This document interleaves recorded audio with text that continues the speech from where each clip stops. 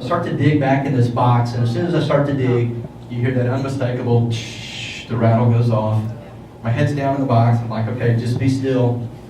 And so I'm waiting, and I waited, and I waited, and I don't know if I waited 2 or 3 or 5 minutes. And after a while, I'm starting to call my son, hey, Ryan, he's back in the shed, and he can't hear me because my head's down in this box.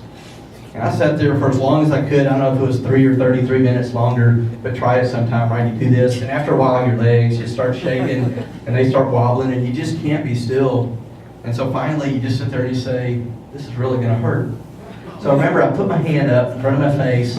I kind of come up just as slow as you can come. And of course, directly in front of me, there's the rattlesnake. The tail's going crazy. That head's right there. The little tongue comes out. They dance around. The eyes never blink. And I don't know if you have to be afraid of snakes, but I can tell you there's nothing more haunting in the world than staring at that thing face to face like that. And I'm sitting there and I'm trying not to move, and I'm thinking, my gosh. But then I say, well, that's like 4 feet away. They can't jump that far, right? And I'm sitting there looking at it, and I'm just thinking the whole time, it's like, God, this is too much. You really just, this is too much for one person a year. And then I'm looking and I'm thinking, what are you going to do? And I think I set an Olympic record jumping straight backwards if they have that event. I went straight out the door, I ran and got my shotgun, I came back and I shot the snake and killed the snake. And that should happen to every poisonous snake in the world. And I always have to say when the folks laugh, if there's any PETA people here, too bad. But it was just that kind of year. Anything that you can imagine is going wrong, and I just had too much.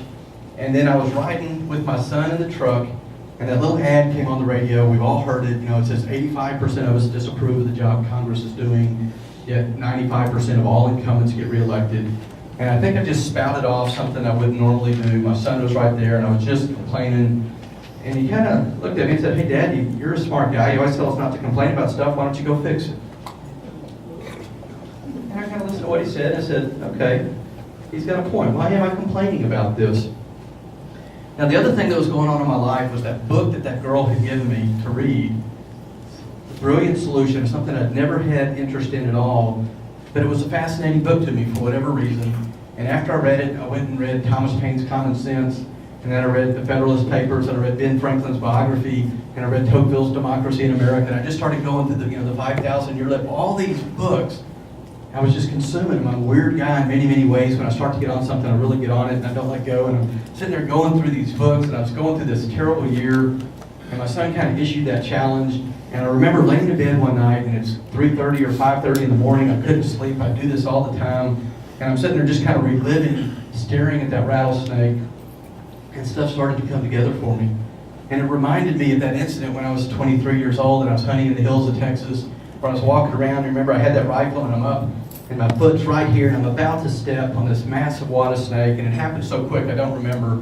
But I swung my rifle, and I pulled the trigger and shot right as I stepped down. And I killed what turned out to be 2 mating rattlesnakes with one shot, 5'9", 5'6", bigger around than my arm. That split second before I stepped on, I don't know how I did that. But as I'm sitting there and I'm thinking about that, and I'm reliving these darn snake stories, and I'm laying in bed, a quote from Sam Adams came to me that I'd read somewhere during that year. And it goes like this.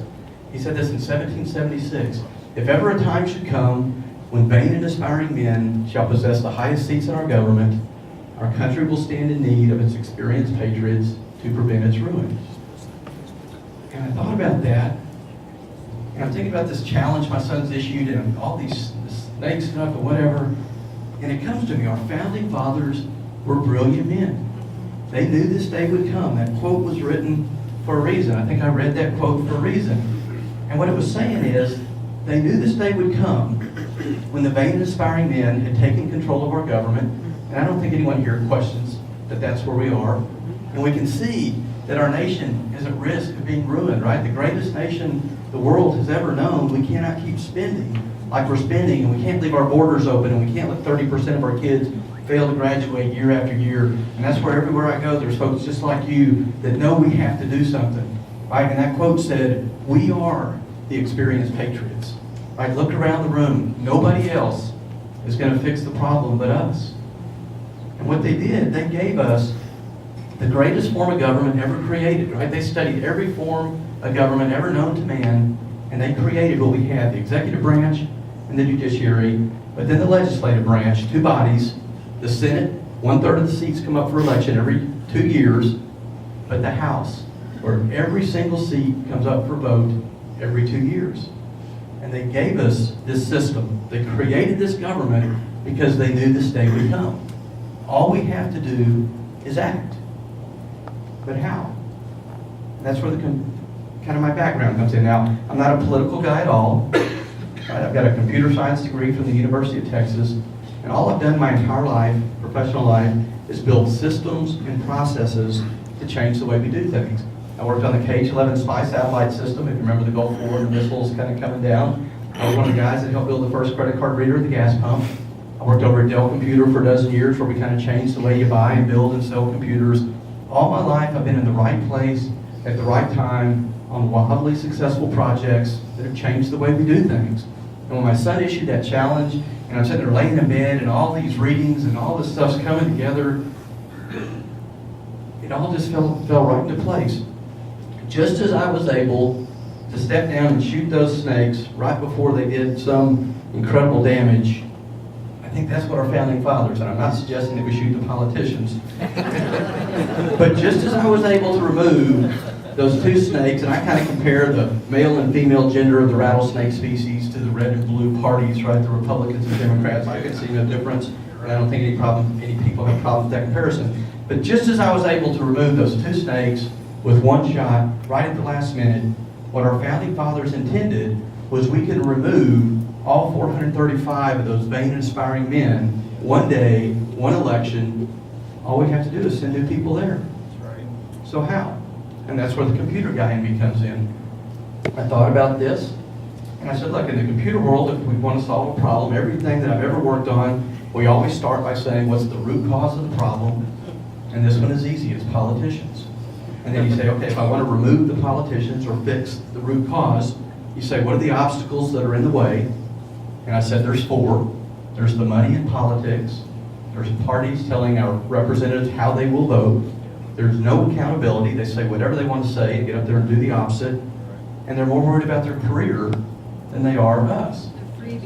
So I concluded that if we can address those 4 root causes, we can remove the politicians, the vain and aspiring men, and we can put 435 true citizen representatives in office, just as our founding fathers intended, and we can turn this country on a dime. That's right. So how would you do that?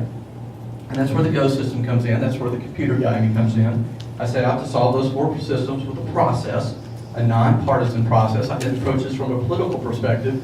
I said, how would we solve those 4 fundamental problems so we could send 435 men and women like you to Washington? And so I created this GOOH system, and this is how it works. We don't need any party in America to tell us how to vote. It's kind of like the middleman, right? At Dell, we took out the middleman and we sold computers directly to the end user. What we're about to do here is we're going to take out the middleman, the parties, and we're going to let the people put their representatives directly in office.